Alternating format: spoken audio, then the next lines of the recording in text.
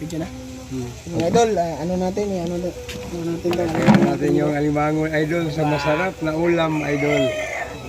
Ganito lang yung probinsya pero very unique idol. Tingnan mo. Yan Tulia, tuway. Ito yung sa amin idol, kuway idol. Yan, nilagay na ni Brother Kim. Saka ito idol Ayan. tingnan mo yung pang-espesyal namin na ano. Oh, talagang swak na swak. O yan. Oh, kita mo mga idol. Talagang lutong bahay pero we are proud to be Pinoy mga idol. Ang luwag na ang Pasaya nagkisi-kisi na nagkisi-kisi na Pasaya kayo.